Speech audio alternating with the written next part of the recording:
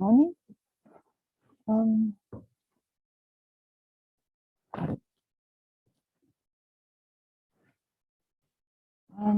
lot of technique. Thank you very much for inviting me to this project and also to invite me to give a talk this morning. I would like to present a joint work with Khalifa Esbai and Fatima Farah on multifractional Ornstein-Uhlenbeck processes. And I would like to use this opportunity also to express my gratitude to the Erasmus Plus program. The credit mobility program of Erasmus Plus enabled not only Fatima, but many other students, PhD students, staff, and also administrative staff to participate in this program. And it was really an enormous possibility for us. Khalifa and I both have been working on Ornstein-Uhlenbeck processes, fractional Ornstein-Uhlenbeck processes. But here now I would like to start with explaining what the two main ingredients or papers, results that went into our work. And that was a paper by Igloy and Tadik. It was Ornstein-Uhlenbeck process where the driving noise was a fractional Brownian motion, and there was a random drift parameter. And in particular, they showed convergence of a sample mean. I would like to use this word because there is a lot of independence assumptions, namely for the processes going into the or constituting the random sample, the driving processes, but also the noise random variable corresponding to the drift. And after having done the convergence, they studied the limit, studied properties of this limiting process, which I'll be introducing in a minute. The other result of relevance for our paper was a work by Lim and Theo, where they generalized Weyl fractional Ornstein-Uhlenbeck processes by introducing a time-dependent fractional parameter in the Weyl fractional integral, and also they studied properties. So it was also two different driving noises in the two papers, and we went for the second one. Okay, let me come to our work that I'm presenting today. It combines the two generalizations of the previous papers in the way that relation to the random drift, we choose a gamma random variable, and please notice the parameters that will be popping up again and again are h and lambda, and the time dependence parameter in the driving noise, that is alpha of t. Okay, I already say here this parameter h in the gamma noisy drift parameter varies between 0 and 3/2 minus the supremum of this alpha t. And here I already mentioned that we have a well-defined zero mean Gaussian a limiting process that gets the enormous name Gamma-mixed Weyl Multifractional Ornstein-Uhlenbeck processes. And let me say something about the formula which is here, or the explicit expression. So you have this part that comes from the Weyl fractional integral, and here you have you meet again the time dependent fractional parameter, and you have a relict of the gamma process, which you see here in terms, it's deterministic in terms of these constants h and lambda. In order to see better where this comes from, and also to see what actually one would expect if the parameters I just mentioned were not random or time dependent, namely that if they were constant, because then what one would get is the Weyl fractional process, Ornstein-Uhlenbeck process. And you see here you have exactly in this integral representation for the Ornstein-Uhlenbeck process, you get this exponential function, and here you again have the part that you also have just seen from the Weyl fractional integral. And we are assuming alpha to be larger than a half in order to have a finite variance. For this, and that was also the reason why I went into this, is that here you see explicitly, at least in a generalized sense, you see the SDE, this process X alpha would be satisfying. Okay. I also recalled the Weyl fractional derivative for those who are maybe reading the slides.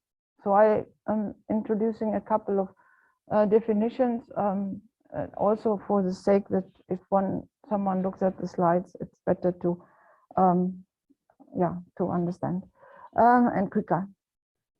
And so here I would shortly like to say something about, or have said something about, applications, and that is in medicine. I mean, applications of the previously studied processes. These are applications in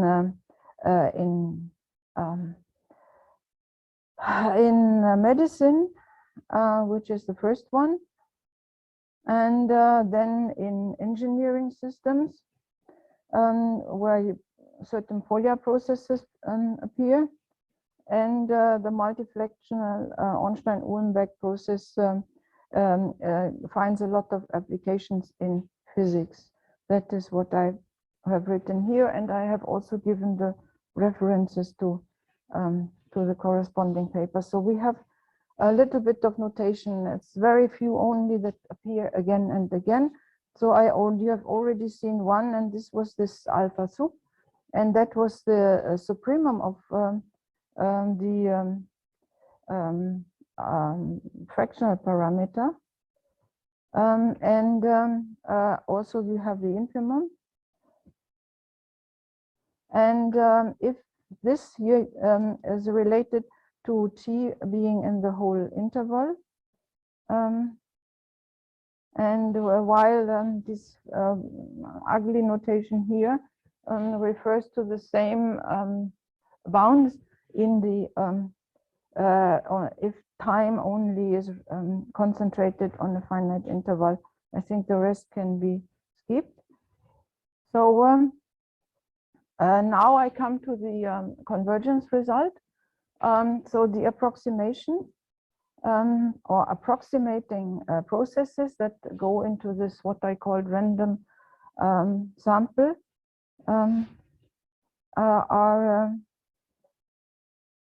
the following processes. As I said, you have the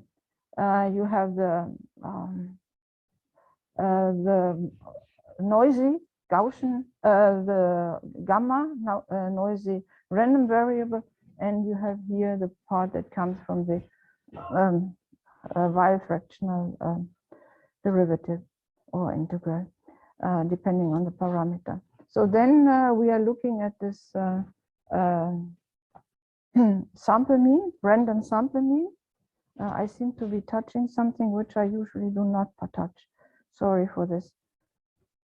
So this is the approximating, and this is the approximating sequence yn, and now I can give you the result.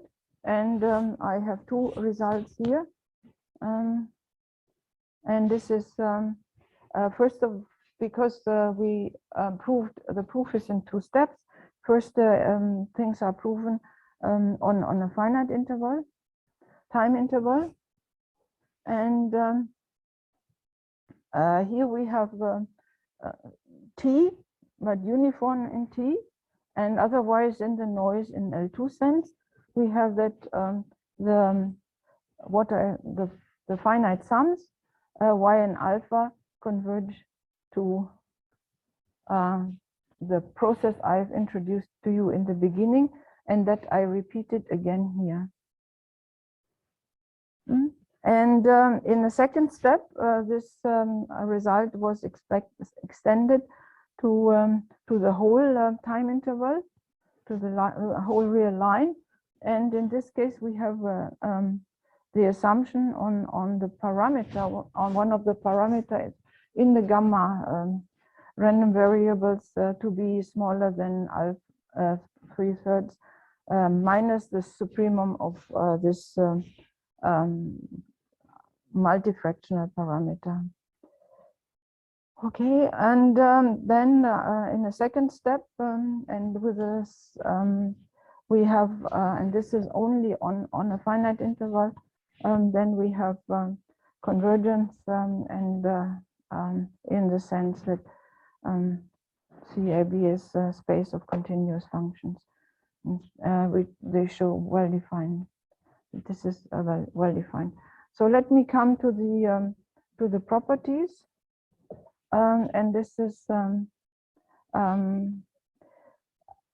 a sequence of properties like regularity properties, short-range dependency, local. So anyway, we need for this estimates. These are crucial, and so we need estimates for the second moments, and since we have a zero mean Gaussian process, the variance and the second moment coincide. And here I can say this is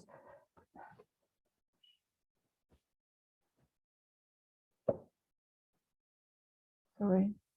There's a lot of things here lying, unfortunately, on this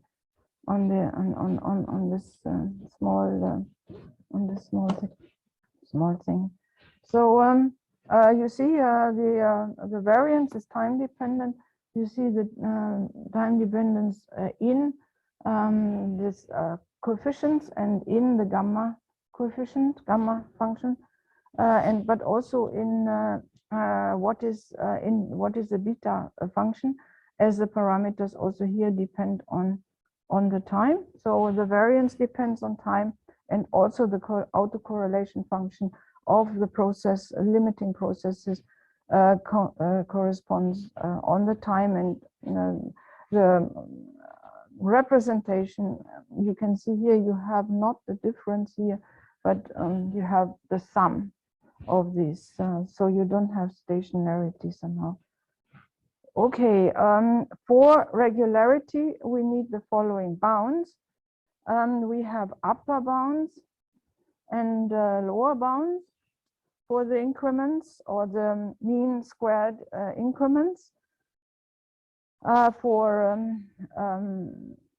In terms of the increment in time, where here the so type of Hölder, and this is going to be shown in a minute, where the exponent is the minimum of these the minimum of this alpha t, and the other part comes the beta is written down here because the correct beta is exactly this one. We have as assumptions in this setting the usual ones for the first, for the upper inequality, and for the lower inequality. We have this condition where, as I said before, we have please assume beta to be of this form. And for the regularity, so locally continuity, we have a result where this tau here goes to 0. Okay, so now really after having these results, we can first of all say that the process, the limiting process, admits a continuous modification, that we can specify the Hölder exponent that is the threshold that distinguishes the domain where Hölder continuity holds and fails. This Hölder exponent is given by the expression you already met in the estimates, namely alpha, whether you call it t or t minus a half. I should say at this point that this proof here they follow.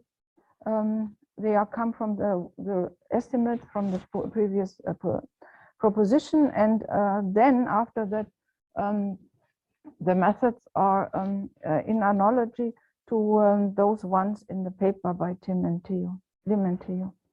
So we gave we treated Hausdorff dimension, then lower box dimension, upper box dimension, and they were computed to be identical, and to take the value 5/2 minus, here again this is the minimum of the alpha t on a finite interval. Saying something about local asymptotic similarity, again the estimates shown before have been used. And for this Gaussian process, which we are having, namely this limiting one can say that it is asymptotically self-similar in the sense above. I have given there in the definition, and the parameter is h, and here again you see this is in fact half. This is half times the alpha of t or t0 minus a half. So this is again the value we had before. And what we did not go directly from the estimates, but instead we showed that in the limit h going to 0, given here, you can show that that the limit will be a fractional Brownian motion with Hurst parameter, with this Hurst parameter, so this way we have that up to a constant. You also get you refined it for the limiting process. Next property, so it's actually a list of properties. Short range dependence. We used this for this Gauss process. We use this definition, where we have the autocorrelation coefficient function. Actually, one should here also have coefficient function, because we are working with the autocorrelation coefficient, not the autocorrelation itself.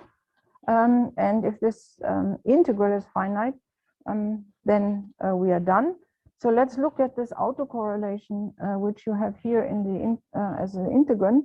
So what do you need? You need the autocorrelation function.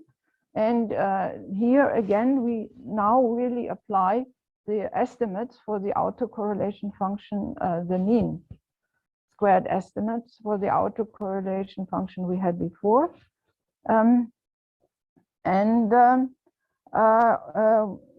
we need the variances, which since the mean is 0, go back to the second moment. And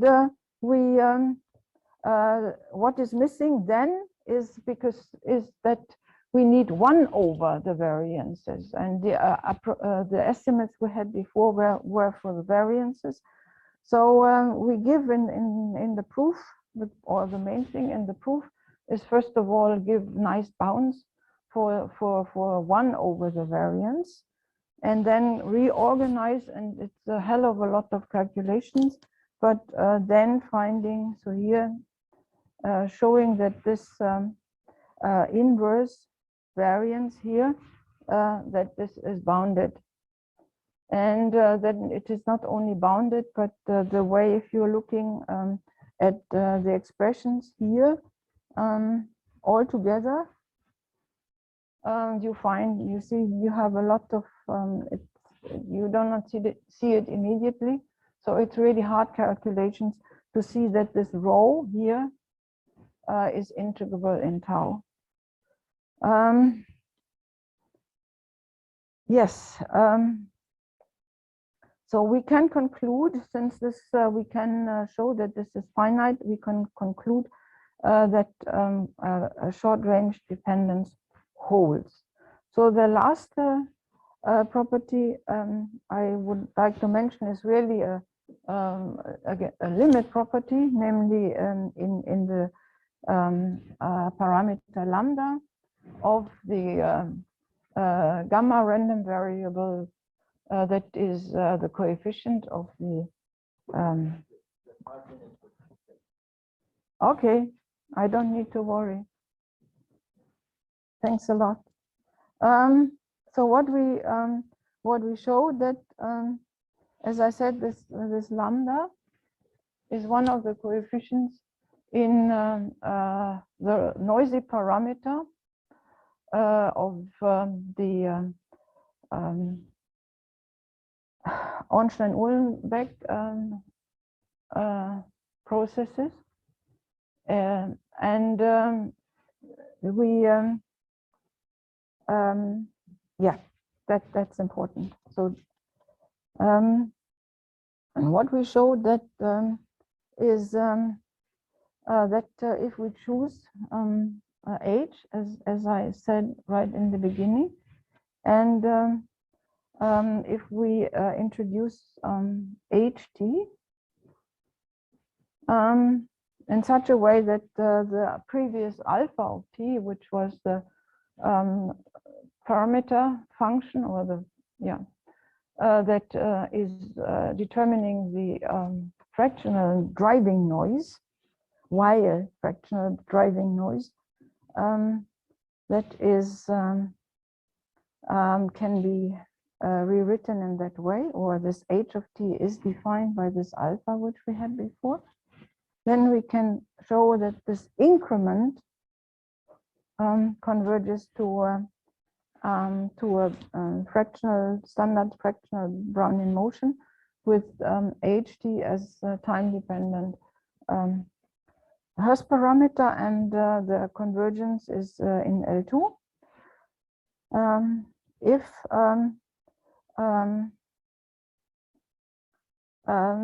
for this one, then this was lambda tending to infinity. So then the question was also what happens if lambda 2 tends to 0. And here I can say that we only have a result if we have a constant parameter. And but in this case we also have L2 convergence. Okay, and I have written the limiting process here explicitly. Yes.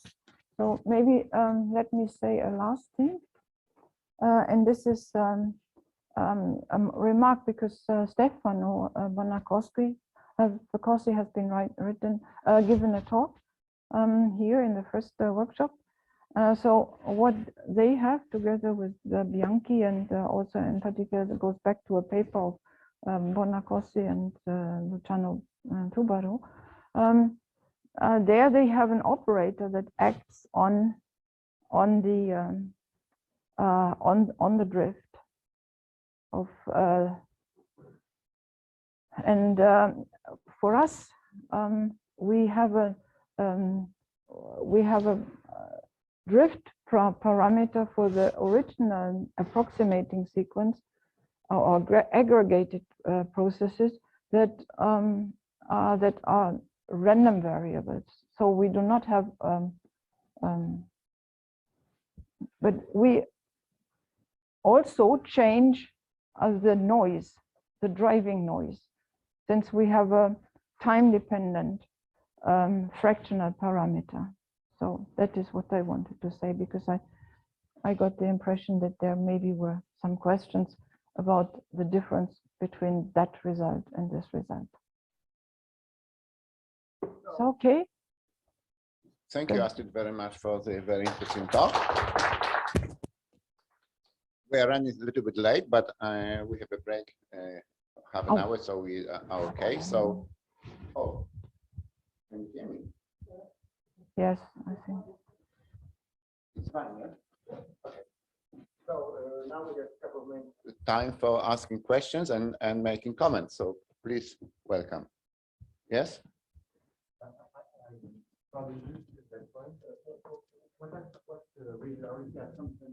Sorry, maybe. Yeah. What regularity assumption are you making on this function alpha of t? Thank you very much. Yes, I did not write it. It is supposed to be Hölder continuous. That goes of course into the machinery. In your proof, right? You cannot get any sorry, discontinuous I didn't alpha. know. I forgot to mention it. I apologize. Are there more questions or comments?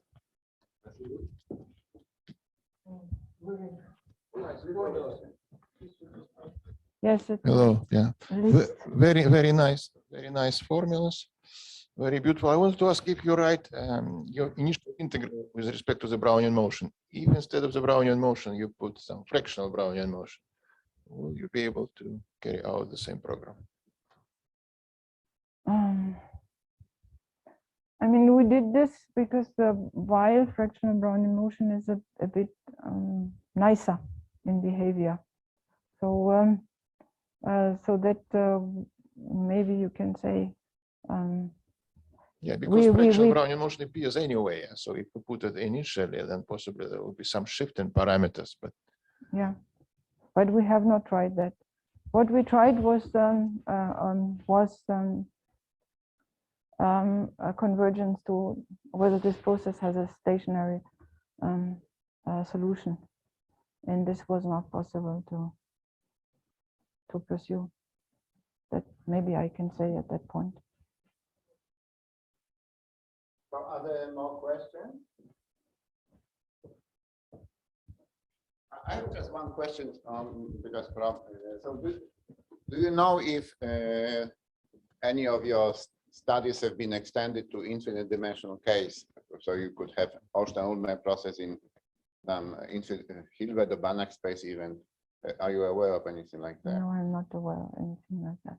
But also, I mean, I think I talked all the time like that. I have my own. Yes, you are still there. Well, I mean, Bonacossi, I mean, they have an operator, so I would expect that, or I mean, if they are dealing with these kind of things, I mean, they are in an infinite dimensional setting. Well, you don't see it so directly, but if you look at the if you look a little bit at their results, also the old result that from 2003.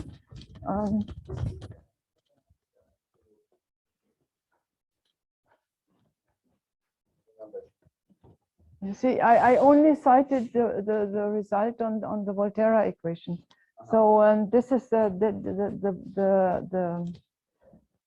integral operator with the kernel is in the drift. Thank you very much. So are there more questions? No? Sorry?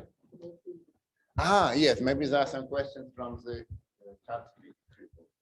I do not see any raised hands, but if somebody has a question, please unmute themselves.